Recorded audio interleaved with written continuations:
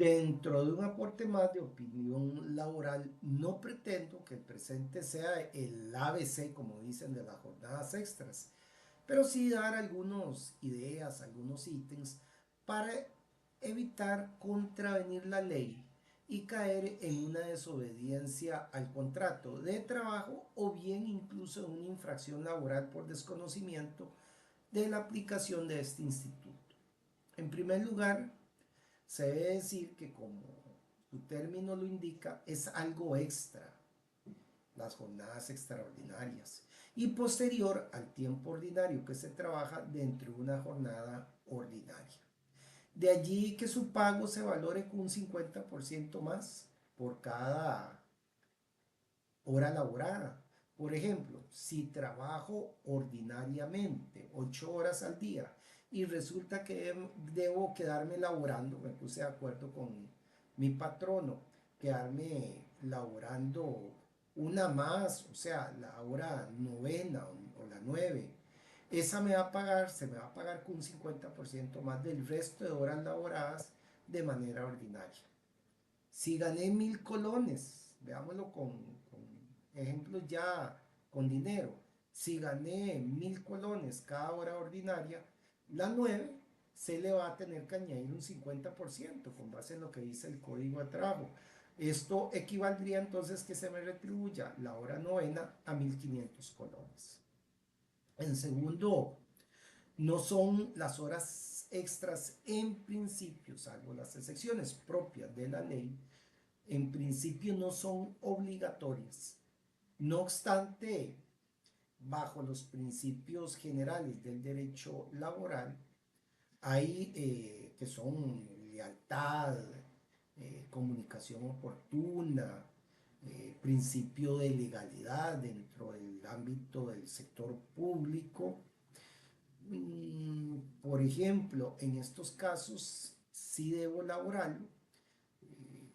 Imagínense ustedes una alta temporada o demasía eventual o circunstancial del trabajo. Bueno, en estos casos sí debo de laborarlo. Me pongo de acuerdo, la laboro bajo las reglas anteriores en cuanto al pago. En el entendido, y sí aquí quiero insistir, que son eventuales, no se puede convertir en algo permanente. En tercero, nadie debería trabajar más de 12 horas diarias, incluidas las extras, pues el cuerpo humano no aguanta eso, es muy difícil ese ritmo por, por la propia naturaleza del ser humano. Es decir, entonces, las jornadas, estas extraordinarias, sumadas a la ordinaria, no podría exceder de 12 horas diarias. Nadie ni las personas trabajadoras con base en el artículo 143 del Código de Trabajo deberían de trabajar más allá de las 12 horas. O sea, sería ilegal trabajar una 13 o una 14 hora eh, diaria. Cuarto, a pesar de que de lo dicho, hay una obligación incluso de trabajar más allá de lo ordinario y que no genera pago alguno, conforme, y es una disposición que viene desde el año 1943 del Código de Trabajo, y es el artículo 69.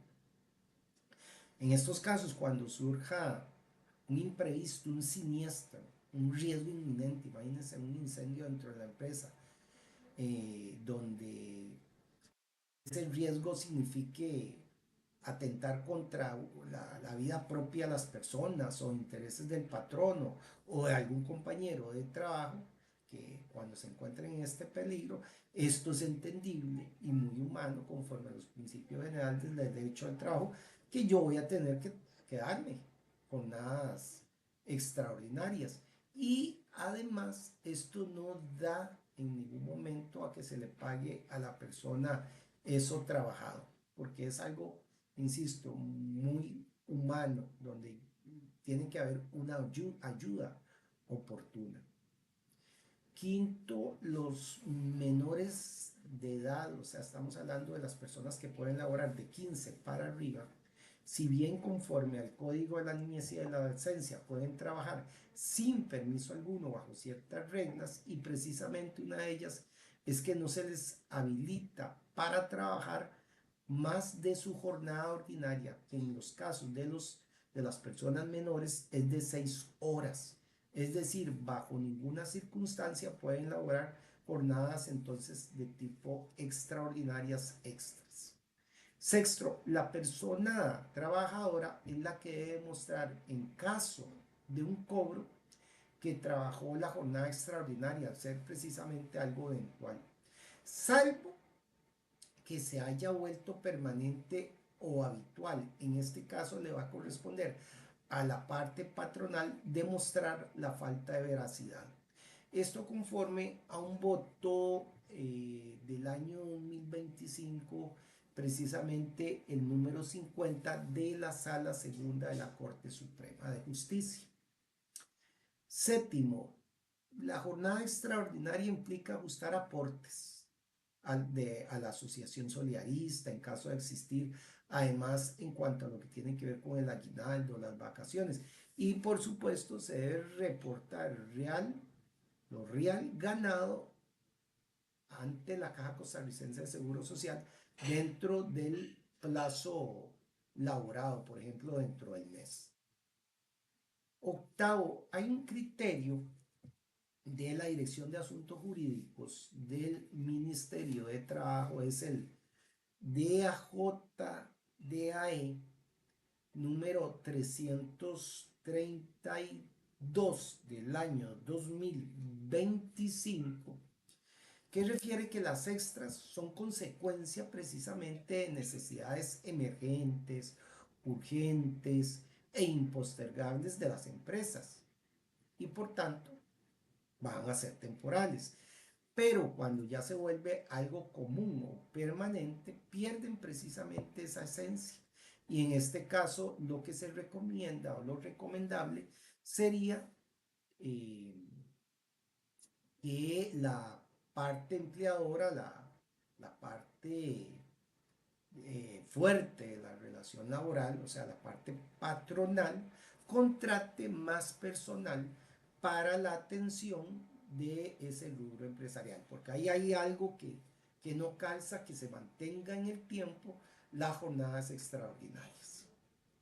Noveno, decir que la jornada extra o extraordinaria en días feriados o de descanso se siguen pagando con un 50% de más de la ordinaria, pero con base en el valor de lo que valga la hora ese día. Así, por ejemplo, en estos días, si se elabora el pago ordinario, por lo general es doble. En los días feriados, por ejemplo, me refiero al 1 de mayo o el 15 de agosto, que son de pagos obligatorios, salvo en aquellos que no son de pago obligatorio, de las personas trabajadoras que ganan ya sea por semana y no son del sector comercio. En estos casos, entonces, la jornada extraordinaria va a valer de acuerdo a lo que valga ese día por hora laborada, ya sea de feriado, de pago obligatorio o no de pago obligatorio. Todas estas reglas legales, salvo pacto en contrario, de mejora, recordemos que el código de trabajo es como un piso, es lo mínimo, pero uno puede conseguir mejoras, ya sea por un reglamento, por una convención colectiva u otro instrumento válido. Si hay pacto en contrario de mejora, en estos casos la parte trabajadora y la parte patronal, o si se trata de sectores como el público, en donde podrían regir convenciones colectivas o normativa propia interna, entonces se va a adecuar a lo que esté regulado y que dé mayores beneficios a las personas trabajadoras. No obstante, esto es lo común, esto que se está diciendo son las reglas generales que están estipuladas dentro del Código de Trabajo. Definitivamente estar informados nos hace más libres y educados dentro de la toma de cualquier decisión que hagamos dentro de nuestro diario quehacer laboral.